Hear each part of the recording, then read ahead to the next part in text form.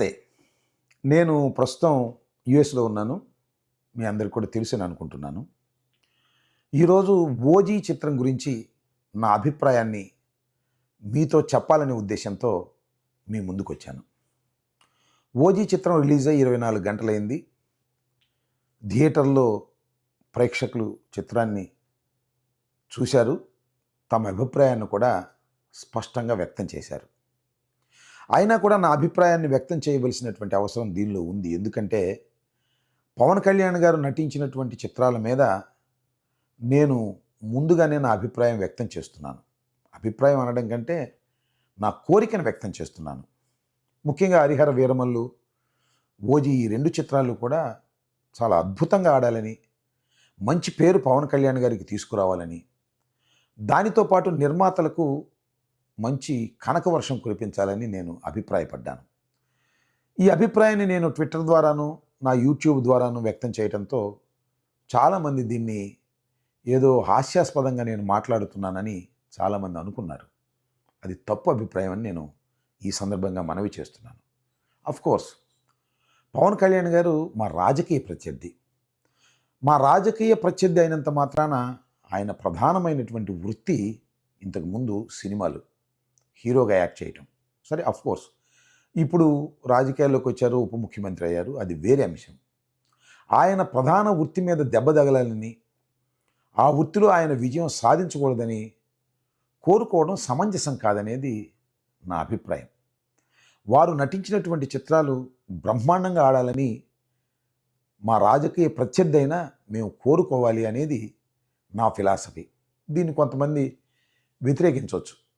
సరే, రాజకీయ ప్రత్యర్థి కాబట్టి అతనికి ఏమీ మంచి జరగకూడదు, ఎవరికైనా రాజకీయ ప్రత్యర్థులకి మంచి జరగకూడదు అని అనుకోవడం సరైనటువంటి అభిప్రాయం కాదనేది నా ఉద్దేశం. ఇవాళ 'ఓజీ' రిలీజ్ అయింది.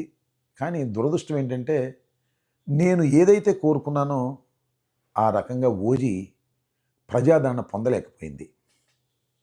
కేవలం అభిమానులకి కొద్దిగా రుచించిన న్యూట్రల్ ప్రేక్షకులకు ఈ చిత్రం అంత బాగోలేదు అనేటువంటి అభిప్రాయం థియేటర్లో చాలా స్పష్టంగా వ్యక్తీకరిస్తున్నారు.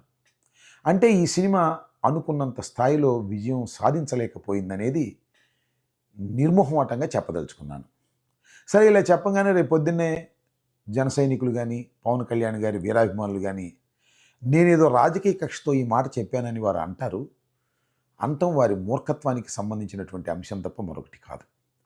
ఖచ్చితంగా చెప్తున్నాను, ఈ చిత్రం దానయ్యకి ఏదో ధనాన్ని చేకూరుస్తుంది అనుకున్నాను, కానీ దానయ్యకు దండుగ చేకూర్చింది అనే అభిప్రాయాన్ని కూడా వ్యక్తం చేయదలుచుకున్నాను. ఎందుకంటే నిజంగా ఈ చిత్రం విజయవంతం కానప్పుడు ఏ చిత్రమైనా నిర్మాతలు ఎంత బాధపడతారో నేను ప్రత్యేకంగా చెప్పవలసిన అవసరం లేదు.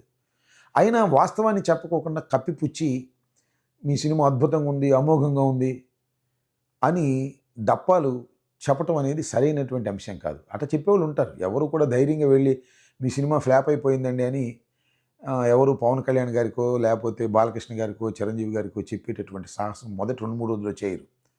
ఒక కృష్ణ గారి దగ్గర చెప్పేవారట. అసలు కృష్ణ గారే చెప్పేవాళ్ళంట, మీ సినిమా బాగుందండి అంటే మాకు తెలిసిలేవా ఆ సినిమా పోయింది, నా సినిమా అయినా అని చెప్పేవాడంట. అలా నిర్మోహమాటంగా అభిప్రాయాలను స్వీకరించి, నిర్మోహమాటంగా తన చిత్రమైనా కూడా తాను కరెక్ట్ జడ్జిమెంట్ ఇచ్చుకునే వాళ్ళు చాలా తక్కువ మంది ఉంటారు. కాబట్టి నేను చెప్పదలుచుకున్నది ఏంటంటే ఈ చిత్రం అనుకున్నటువంటి ఫలితాలను, విజయాలని సాధించలేకపోయింది. ఒక చిత్రం ఫెయిల్ అయినప్పుడు ఎంతమంది బాధపడతారో నాకు తెలుసు. ఆ బాధపడటం అంటే అభిమానులు కాదు. అభిమానులు వాళ్ళు బాధపడతారు, మళ్ళీ ఇంకో సినిమా కోసం ఎదురు చూస్తారు, అది వేరే అంశం. కానీ దానిలో పనిచేసినటువంటి చిన్న వర్కర్ దగ్గర నుంచి పెద్దవాళ్ళ వరకు కూడా ఆ చిత్రం మీద ఆధారపడి ఉండేవారు, చిత్రసీమలో ఉండే కార్మికులు ఎంతగా శ్రమించి చిత్రాన్ని తీస్తారు. ఏ చిత్రమైనా అది ఫెయిల్ అయినప్పుడు వారు బాధపడతారు. కాబట్టి ఈ చిత్రం ఫెయిల్ అయిందని నా అభిప్రాయం. సరే, దీని మీద చాలా రకరకాలుగా రేపు మాట్లాడవచ్చు, కానీ ఉన్న అభిప్రాయాన్ని చాలా స్పష్టంగా చెప్పాలనే ఉద్దేశంతోనే నేను మీకు ఈ అభిప్రాయాన్ని చెప్తున్నాను. ఇప్పుడు కూడా నేను పవన్ కళ్యాణ్ గారి చిత్రాలు ఆడాలని కోరుకుంటున్నాను. మరి ఎందుకనో మరి సెంటిమెంట్ నేను ఆడాలని కోరుకున్నప్పుడల్లా ఆ చిత్రం పెద్దగా ఫలితాలను ఇవ్వలేకపోతుంది. మరి దానికి కారణం ఏంటో నాకు తెలియదు. ఏది ఏమైనా హరిహర వీరమల్లు తర్వాత ఓజీ ఈ రెండు కూడా అనుకున్నటువంటి ఫలితాలను సాధించలేకపోయినందుకు విచారిస్తున్నాను. సరే ఇంకేదో ఉస్తాద్ భగత్ సింగ్ ఉంది, సరే అదైనా బ్రహ్మాండంగా ఆడుతుందేమో ఎదురు చూద్దాం. ధన్యవాదాలు.